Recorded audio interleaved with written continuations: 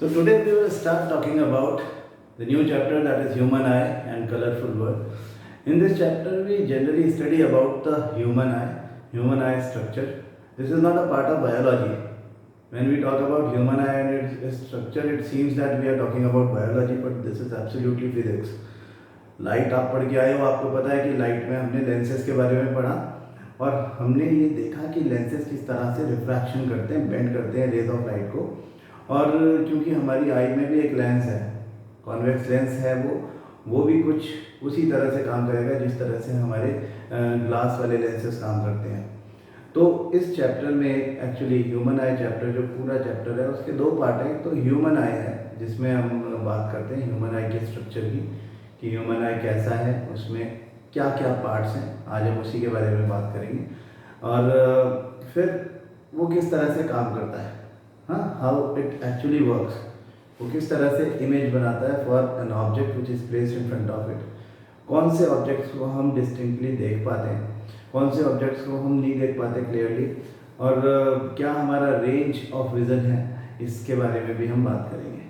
ठीक है, साथ के साथ इस सेक्शन में ये भी बात की जाती है कि ह्यूमन आई के डिफेक्ट्स क्या होते हैं। जब हमको ठीक से ये पता चल जाता है ह्यूमन आई का स्ट्रक्चर क्या है और ह्यूमन आई एग्जैक्टली कैसे काम करता है, तो हम साथ के साथ ये भी बात करते हैं कि ह्यूमन आई में डिफेक्ट्स क्या हैं।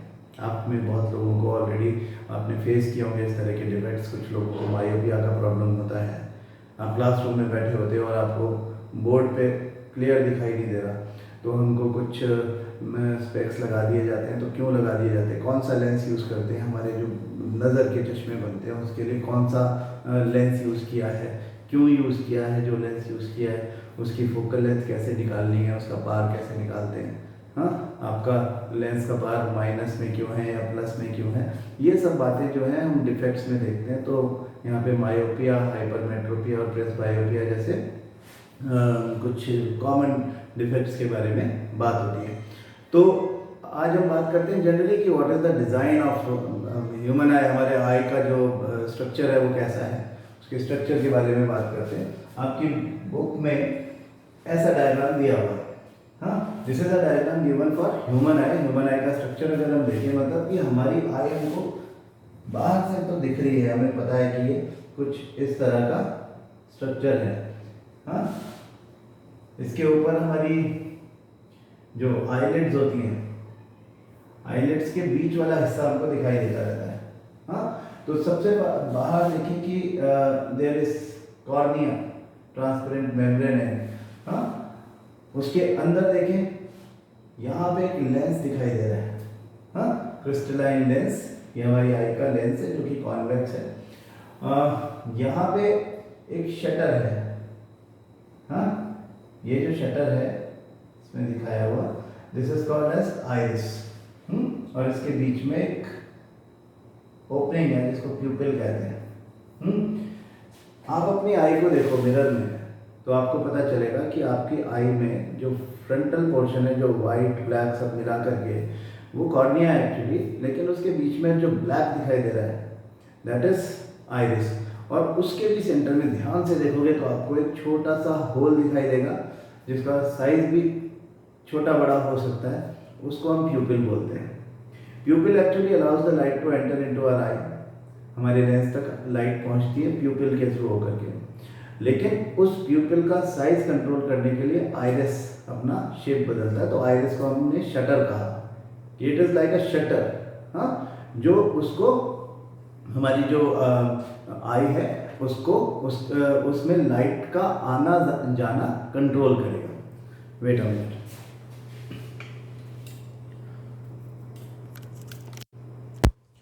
तो अब अगर देखें कि हमारी आई में ये जो बीच में होल दिख रहा है इसको हम कह रहे हैं प्यूपिल, और इस प्यूपिल के थ्रू लाइट जाएगी, उस कितनी जाएगी, कम या ज़्यादा, उसको कंट्रोल करने का काम ही शटर कर रहा है आइरिस, जिसको हम बोल रहे हैं।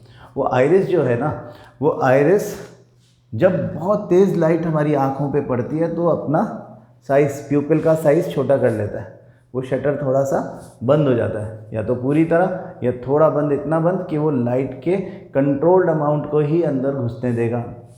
दूसरा, अगर आप किसी बहुत डार्क प्लेस पे, अंधेरी जगह पे गए हो तो वहाँ पे आपको ज़्यादा लाइट की ज़रूरत है। आपका ये आइरिस जो है वो प्यूपिल को बड़ा कर देगा और ज़्यादा लाइट को अंदर आने देगा। तो आइरिस और प्यूपिल साथ साथ काम कर रहे हैं, मतलब इसके आगे एक लिक्विड भरा हुआ है जिसको हम एक्वस ह्यूमर बोलते हैं। यहाँ पे ये इसको बल्ज रखता है आउटसाइड, हाँ, बाहर की तरफ कर्व्ड आउटसाइड रखता है इसको। और इसके अलावा हमको यहाँ पीछे जो ये सब दिख रहा है, हाँ, ये वाला पोर्शन हम इसको स्क्लेरा बोलते हैं। यहाँ पे स्क्लेरा लिखा हुआ नहीं है, कोई बात नहीं, इसको हम स्क्लेरा या स्क्लेरोटिक बोलते हैं। लेंस, एक बार इस सब चीज़ों को अपन हटा देते हैं। तो लेंस आपको दिख रहा है, ये this is a convex lens that is controlled by, उसका साइज सीलियरी मसल्स ने कंट्रोल किया हुआ है। अब आपको बाय द टाइम ये तो आइडिया लग ही गया होगा लेंसेज पढ़ते पढ़ते कि जो हमारे लेंसेज हैं वो भी इसी तरह के कॉन्वेक्स लेंसेज जो होते हैं वो कॉन्वेक्स लेंस, और इसमें कोई फ़र्क नहीं है वैसे तो, लेकिन जो ग्लास के लेंसेज हैं उनका शेप फिक्स्ड है, they can't change their shape. हमारा लेंस फ्लेक्सिबल है ना, तो वो अपना शेप चेंज कर सकता है। शेप चेंज होगा तो उसकी फोकल लेंथ चेंज हो जाएगी, फोकल लेंथ चेंज हो जाएगी तो उसकी पावर चेंज हो जाएगी।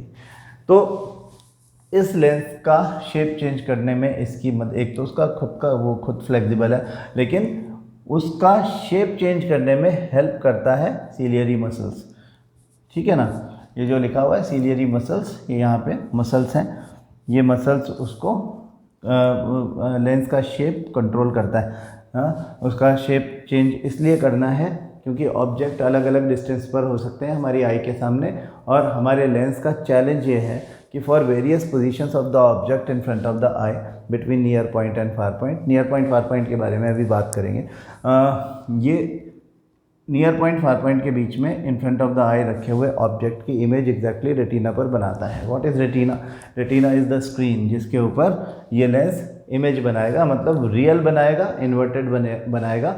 और क्योंकि यहाँ पे जगह बहुत छोटी सी है तो बहुत बड़ी या सेम साइज़ इमेज नहीं बना सकता, तो इनलार्ज्ड इमेज कभी नहीं बनती इससे ना, जगह कम है। तो यहाँ पे real, inverted and diminished image बनेगी। या तो पॉइंट साइज अगर ऑब्जेक्ट इन्फिनिटी पे रखा हो, अगर ऑब्जेक्ट इन्फिनिटी के मतलब किसी फाइनाइट डिस्टेंस पे रखा हो सामने आँख के, तो उसकी इमेज भी डिमिनिश्ड बनती है। Real, inverted and diminished image बनाता है ये लेंस रेटिना के ऊपर। और यहाँ पीछे की तरफ, यहाँ पे हालांकि मेंशन नहीं किया हुआ है, लेकिन यू शुड नो कि यहाँ पर फोटो सेंसिटिव सेल्स होती हैं जो कि डिफरेंट दो अलग अलग कंडीशंस में काम करती हैं। हम इनको रॉड्स एंड कोन्स कहते हैं। शायद आप में से कुछ लोगों ने पढ़ा भी होगा उसके बारे में कि rods are the photo sensitive cells जो कि ब्लैक एंड वाइट कलर दिखाती है, डार्कनेस में हमें चीज़ें दिखाने का काम करती है, और कलर सेंसिटिव वो नहीं, कलर नहीं दिखाती। हाँ, जो कोन्स होते हैं वो कलर दिखाते हैं, वो ब्राइट लाइट में एक्टिवेटेड होते हैं, और ब्राइट लाइट में रॉड्स काम नहीं करती है। तो जो ब्राइट लाइट में जो कोन्स होती हैं, जो फोटो सेंसिटिव सेल है हमारी, वो कलर दिखा रही होती हैं। अलग अलग जैसे कलर जो दिखते हैं आपको, वो आपको आप सोचेंगे तो आपको याद आएगा, वो आपको केवल डे टाइम में या ऐसे टाइम में जहाँ खूब लाइट हो वहाँ दिखते हैं। अंधेरे में आपको कलर नहीं दिखता है, क्योंकि अंधेरे में आपकी जो कलर पहचानने वाली जो फोटो सेंसिटिव सेल्स हैं यानी कोन्स हैं, वो एक्टिवेटेड नहीं होती उस समय। जो एक्टिवेटेड, ऐसा नहीं कि आप अंधेरे में आपको कुछ नहीं दिखता, आपको दिखता है, लेकिन अंधेरे में आपको ब्लैक एंड वाइट दिखती है चीज़ें, कलर नहीं दिखेगी।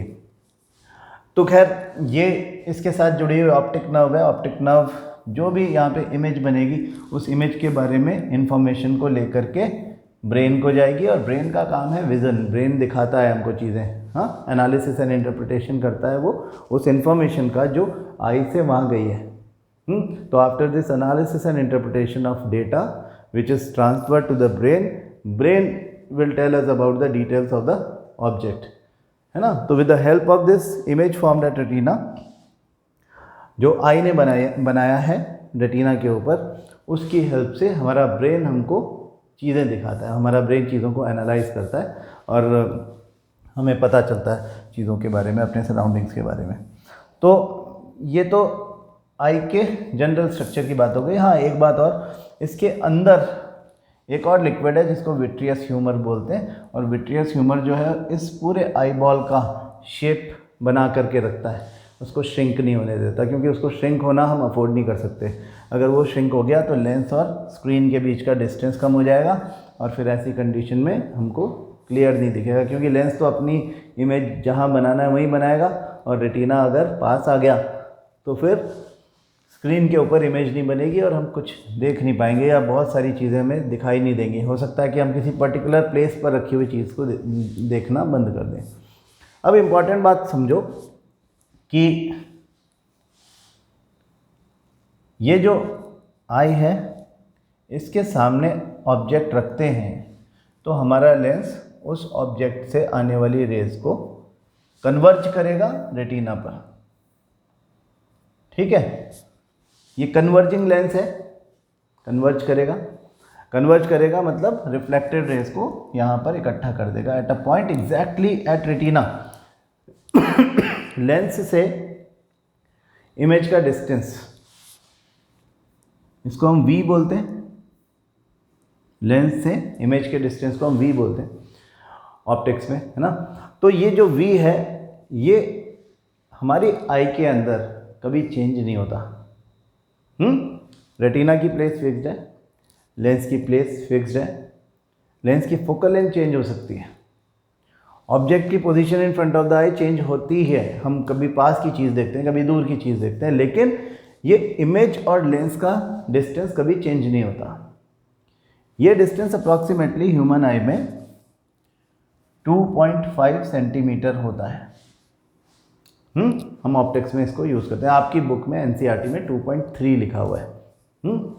अलग अलग बुक्स में अलग अलग प्रिंट है। देखो हम इसमें जैसे हमारी बुक में देखेंगे तो यहाँ पे आपको दिखेगा कि eye ball is approximately spherical in shape with a diameter about 2.3 centimetre.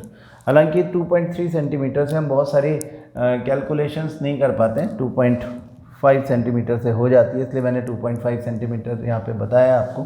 This is taken by the optician to form the glasses जो आप पहनते हो। लेकिन अब देखो कि ये 2.5 centimetre is the distance between the, अगर वो कह रहा है कि इस आई बॉल का डायमीटर है तो वो बेसिकली इस पूरे ये डिस्टेंस भी, ये पूरा डायमीटर जो है ये 2.5 सेंटीमीटर है। This has to be fixed. क्यों? क्योंकि इमेज जो है इसने जो बनाई है वो यहाँ बनेगी नहीं तो दिखेगी नहीं।